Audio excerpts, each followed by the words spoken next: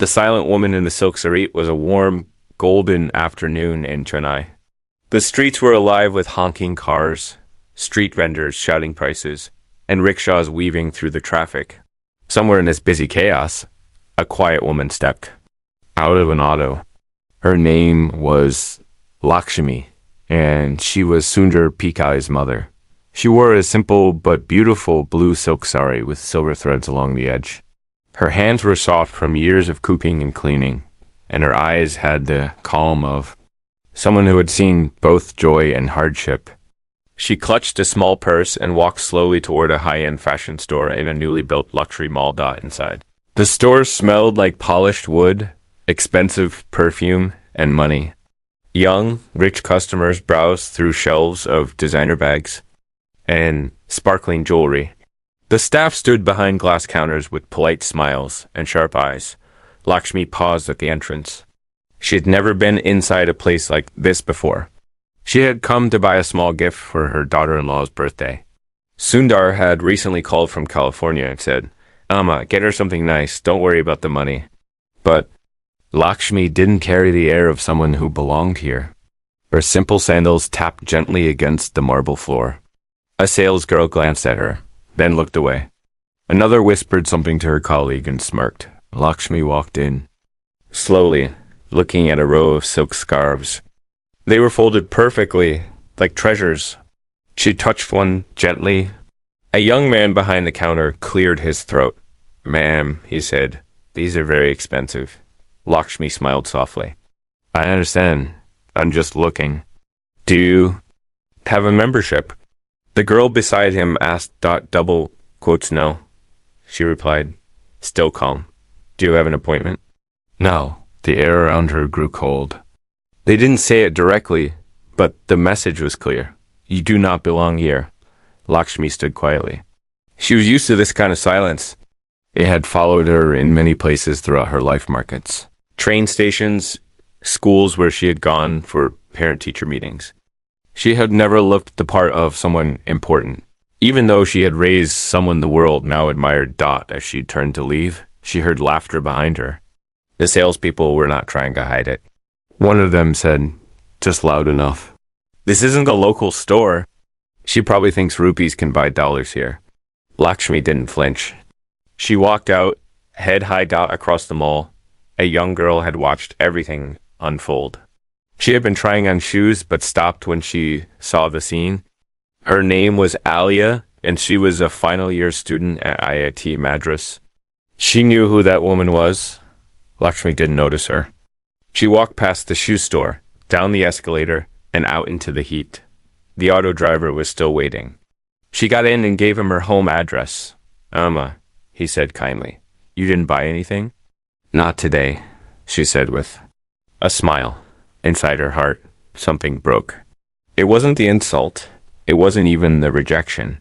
It was the realization that even now, even with all her son had done, some people only saw her skin, her sari, her age. They didn't see her story. That evening, Sundar called. It was morning in California. "Amma, did you get the gift?" She paused. Double quotes. "No, kinda. I'll try tomorrow. You want me to order it online?" "No," she said. "I'll find something. Myself." He hesitated.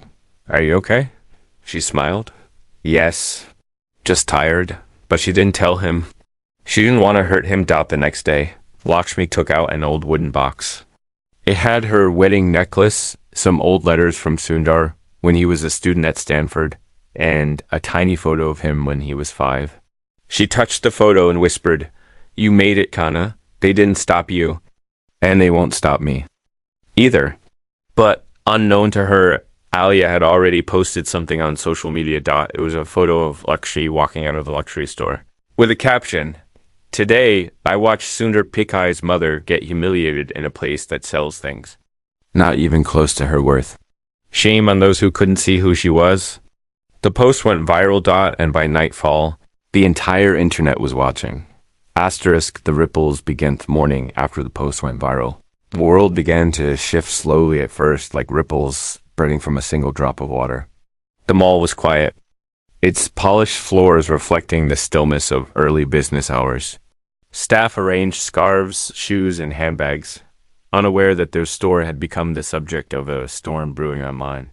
In the far corner, the manager adjusted the display lights, his phone buzzing repeatedly in his pocket. Meanwhile, in a modest house tucked between the narrow lanes of Chennai's West Mem, Lakshmi was beginning her day as she always did. She lit a lamp in front of the small gods on her altar, whispered a prayer for her children's happiness, and walked into the kitchen. The smell of filter coffee soon filled the air, mingling with the earthy scent of the curry leaves she dropped into a sizzling pan.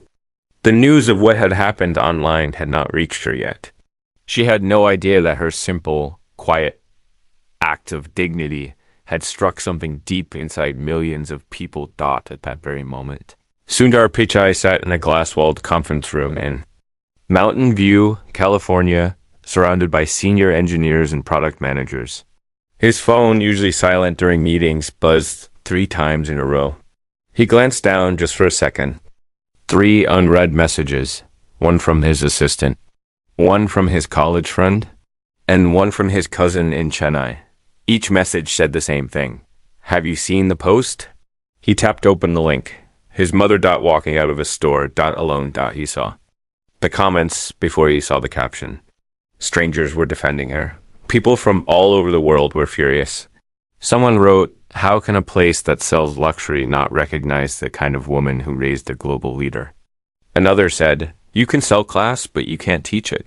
Sundar's heart sank and rose and broke all at once. He excused himself from the meeting. Outside, the sun had just started to warm the California sky, but inside his chest, a storm was gathering. It wasn't the embarrassment.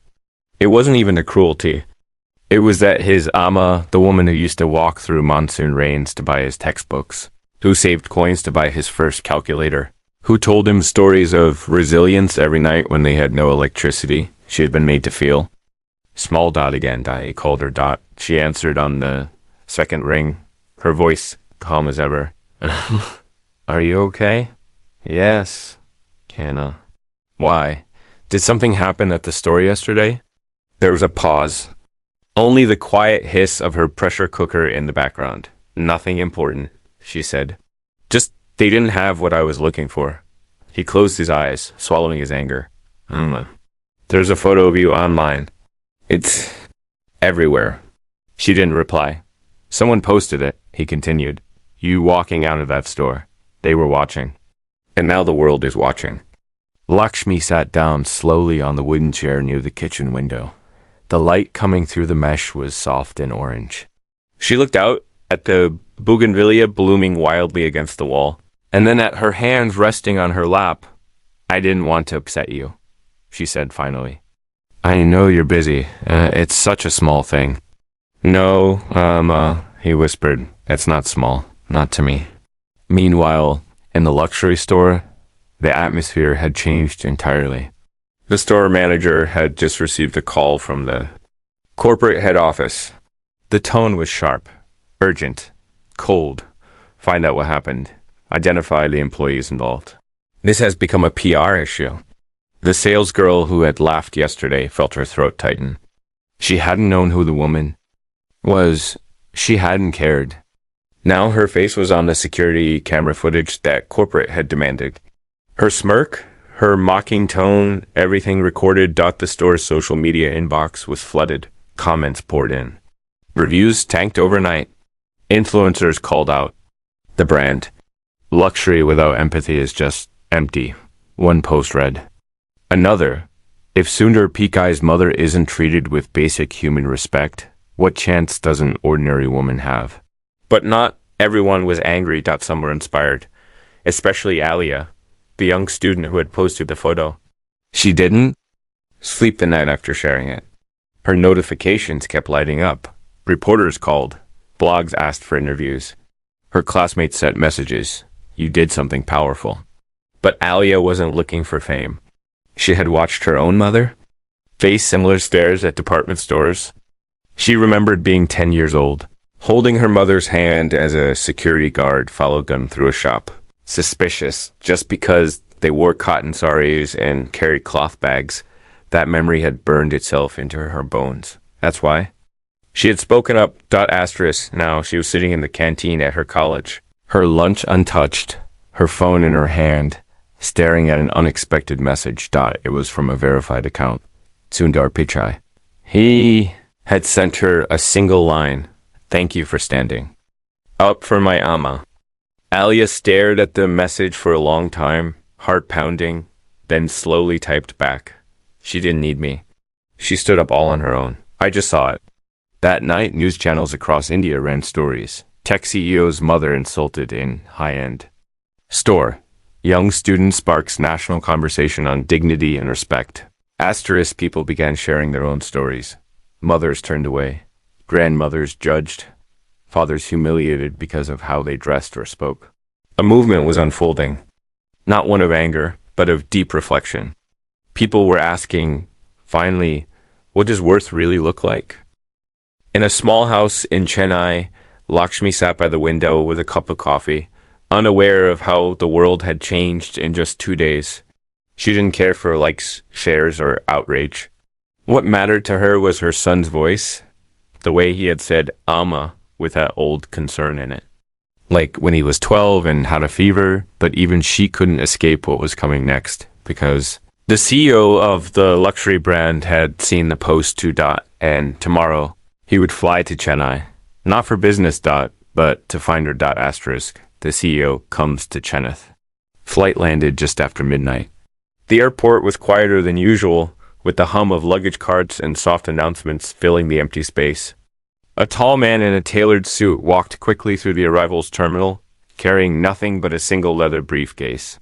His name was Adrien Moreau, the global CEO of Maison Cheval, one of the most luxurious fashion houses in the world. Had never been to Chennai before. He had never even heard of it until 3 days ago. Now, he was here on a mission that none of his advisors had approved, but one that he couldn't ignore. Adrien had grown up in France, surrounded by silk, champagne, and the idea that elegance was the same as wealth. His family owned vineyards, fashion labels, and properties in cities most people only saw on postcards. He had been raised to believe in polish and perfection. Every thread mattered. Every detail meant something. He had built a brand empire around that belief. But something about the photo he saw 2 nights ago had cracked that belief open. It wasn't just a woman in the photo. It was her silence, her posture, her grace. She looked like someone who knew who she was, even when no one else did. Adrien had stared at that image for a long time. Then he watched the security footage from the store. He had it sent to his private device. No sound, just video. He saw her walk in, stand politely, ask a question. He saw the way his staff looked at her, the way they didn't see her. Then he saw her leave untouched, proud, and heartbreakingly alone. And something in him shifted. He had told his team, I don't care what it costs. I need to meet her, they argued. They warned him. The internet would move on. The headlines would fade. This was a storm, yes, but one that would pass. All storms do. But he shook his head. Some storms changed the landscape forever, he said quietly. This is one of them. So now, here he was, Adrien Moreau, the man who dined with royalty, who closed deals in Dubai and Milan, standing outside a modest 2-story home in West Mumbai. A few stepped away from a tea stall and a temple bell. That rang every morning at sunrise. He wore no tie. He carried no entourage. He came with humility, and that was something he had never worn before. Inside the house, Lakshmi was preparing dosas. The batter hissed on the pan, and the air was filled with the smell of ghee and warmth. Her phone had been ringing all morning. Neighbors, journalists, distant relatives, but she had not answered. She didn't know a man was about to knock on her door. She didn't know the man was the most powerful figure in the very empire that had dismissed her without a glance. The knock came gently. 3 soft taps. Lakshmi wiped her hands, smoothed the edge of her sari, and opened the door. For a moment, Neither of them spoke. Adrien removed his shoes and stepped in without waiting to be asked. It was a small gesture, but one he had read about. He had spent the flight learning about Indian customs, about hospitality, about respect. Lakshmi looked at him, curious but calm. She had seen all kinds of people in her life. He was not the first to look like he didn't belong here, but he was perhaps the first who knew it. Mrs. Lakshmi, he said, his accent thick but sincere. I am here to apologize. She looked at him carefully. You are from the store? Yes, he said. I run the company. She nodded slowly, then walked back into the kitchen. Please sit, she said over her shoulder. Ian looked around. The house was small but full of life. There were family photos on the walls. Sundar as a teenager. Sundar at his graduation. A small shelf filled with worn books, prayer beads, and a calendar with temple dates marked in red. He sat down quietly. On the old wooden sofa, Lakshmi returned with 2 cups of filter coffee. She handed one to him. The other she held in both hands. Why did you come? She asked. He looked into her eyes. Because I failed you, he said. Not as a businessman, as a human being. She was silent. Adrien continued. Our brand speaks of elegance, of dignity, of beauty, but we treated you without any of those things. And the world saw it. I came here to say that I am sorry. Not just for what happened in that store, but for every moment in your life where someone made you feel less than who you are. Lakshmi listened without interrupting. Then she asked softly, do you think you would have come if the internet hadn't noticed? He didn't hesitate. No, he said. And that makes me even more ashamed. A long moment passed. Then Lakshmi nodded. Just once. Thank you for your honesty. Adrien took a deep breath. I would like to do something, not as a company, as a person. What is that?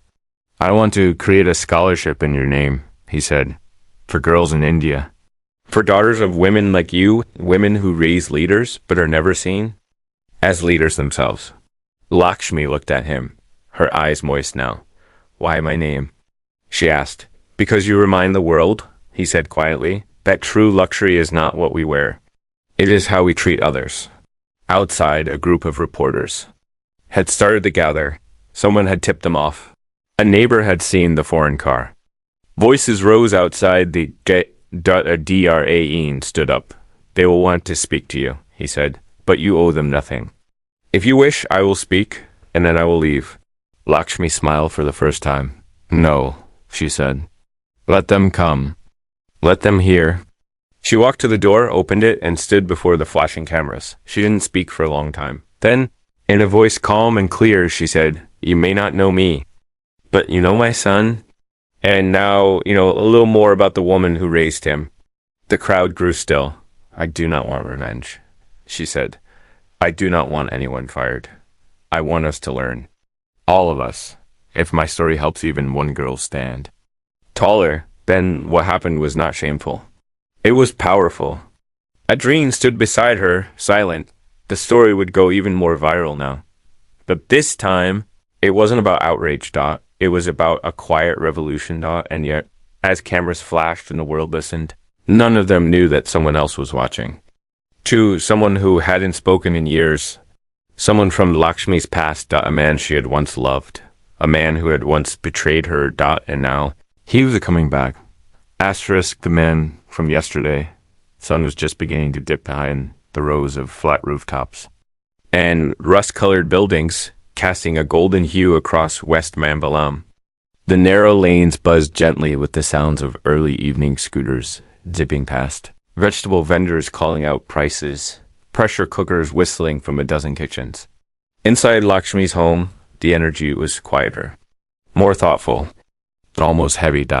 Adrien Moreau had left earlier that afternoon, stepping back into his black car with a soft bow and a silent promise. His visit had stirred something powerful, not just in Lakshmi's life, but in the minds of millions watching from afar. People were still talking about her words, replaying the clip of her standing before the cameras with such quiet authority. as though she had been waiting her whole life to be heard. I had finally decided the world was ready, but not all who watched felt admiration. In a small apartment 2 districts away, a man sat frozen before an old television set, watching Lakshmi's face as it appeared again and again in every news cycle. He hadn't seen her in over 30 years, but time had not erased the look in her eyes. That quiet fire. That strength? He had seen it before, on the day he left her. His name was Mohan. He had once been her husband, Sundar's father. The man who had walked out one monsoon morning and never returned. Mohan had been a technician, bright and curious, working at a small factory on the outskirts of Chennai. He had married Lakshmi when they were both barely out of college. They had nothing, no land, no jewelry, no savings, but they had hope. And for a while, that was enough. They rented a one-room house and shared everything, even dreams. He loved how she hummed old songs while cooking, how she saved the ripest mango slices for him. She loved how he never complained, even when they skipped meals just to pay for books and school uniforms. But poverty doesn't always bring people closer. Sometimes it bends people in different directions. Mohan had ambitions, quiet but burning. He wanted more than the ceiling fan, and the ration card, and the borrowed shirts. He wanted a life where he didn't have to count coins before buying tea. And slowly, those ambitions began to drown out everything else, including Lakshmi's quiet resilience. One day, he left for work and simply didn't return. No goodbye. He moved to Bangalore, changed his name slightly, and built anew. Life, he took a job in a mechanical firm. He met another woman. He remarried. No one ever asked about his past, and he never volunteered it. But as the years passed, guilt crept in like damp through the walls. He tried not to think about Sundar, about the boy he had held as a baby, about the woman he had betrayed not with cruelty, but with cowardice. Then Sundar's name began to appear in newspapers. Mohan recognized it instantly. He followed his son's journey like a thief hiding in the shadows of his own shame. From I to Stanford to Silicon Valley, he read every article, watched every interview, heard people say how brilliant Sundar's upbringing must have been, but he never reached out. He never dared. And now, here she was, Lakshmi, on every screen, every feed, her story unfolding in front of the world. And she had not once mentioned him, not even to condemn him. That silence hurt more than any accusation. For the first time in decades, Mohan felt something shift in his bones. He took out a rusted box from under his bed, opened it, and pulled out an old photo. It was Lakshmi holding baby Sundar, both smiling, their faces glowing in the soft light of the old studio camera. I was wrong, he whispered. You were always enough. Back in West Mambalam, Lakshmi stood in her courtyard, gently washing a few clothes by hand. Even now, with the internet buzzing her name across continents, her life was still made of small rituals. She had refused the expensive gifts people tried to send her. She turned away cameras that came to her doorstep without warning. She did not want to be turned into a symbol. She was a woman, not a headline. Sundar had called again that evening. His voice had changed in recent weeks. Softer, more deliberate. Amma, he said, I've been thinking a lot. We always talk about the future, about what's next. But I never asked you enough about your past. Will you tell me everything? Lakshmi paused. The wind rustled through the drying clothes beside her. Are you sure, Kenna? Yes. She sat down on the swing in the veranda, holding the phone close. Her voice, when it came, was not bitter. Just honest. Your father left when you were very small, she said. You don't remember. Maybe it's better that way. Why did he leave? Sundar asked quietly. Because he wanted more, she said. And he didn't see that what he had was already enough. Sundar was silent. I never told you, she added. Because I didn't want you to grow up angry. He choked back emotion. Amma, you raised me alone. And you never complained? Not once. What would complaining do? She said, it doesn't feed a child. It doesn't pay school fees. I used my energy for things that mattered. But that night, as she lay in bed, her heart felt heavier than usual. The past, long buried, had returned, and she wondered for the first time in many years what she would say to Mohan if he ever appeared again. What would she say to the man who had walked away from her? And more importantly, what would she say to the man who had walked away from his son? She didn't know that Mohan was already on his way. He had taken the first train out of Bangalore. He sat near the window, the rhythm of the tracks pulsing through him like a heartbeat. He carried nothing but a small bag, and the courage he had spent 30 years building. As the train neared Chennai Central, Mohan looked out at the skyline, a mix of old temples, crumbling walls, and new towers, and wondered whether some wounds deserved to be reopened. He didn't want forgiveness. He just wanted to be seen. To be acknowledged. To tell her, I failed you, but I never forgot you. But he had no idea what would happen when he knocked on her door. No idea what Sundar would say if he ever saw his face. And no idea that a storm far more personal than any internet outrage was waiting just around the corner. Asterisk. The face at the Gateli train rolled into Chennai Central just after sunrise. The station was alive with motion families hugging, coolies carrying bags on their shoulders, the sound of tea vendors calling out in practiced rhythm. Mohan stepped onto the platform like a man returning from exile. The air was thick with humidity and memory. For 30 years he had stayed away.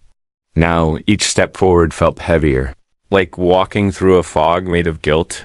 He took a rickshaw, sitting with his back straight and his fingers clenched around the handle of his old bag. The driver weaved through the streets, past the places Mohan used to know. A cinema now torn down, a temple newly painted, a corner tea stall that had not changed in 4 decades.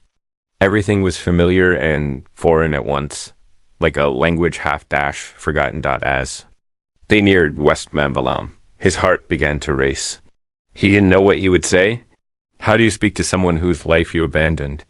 How do you face a woman who carried every burden you dropped and turned it into a future for your child? LKSH, I thought just her name in his mind was enough to make his throat close up. They reached her street. The rickshaw stopped outside the gate. Mohan saw the small house, just as he remembered it, but somehow transformed. There was new paint on the walls, fresh plants on the veranda, and the small swing by the window where he used to sit on humid evenings while Lakshmi served tea in steel tumblers. Those memories came rushing back, too vivid, too real. He stepped out. Paid the driver.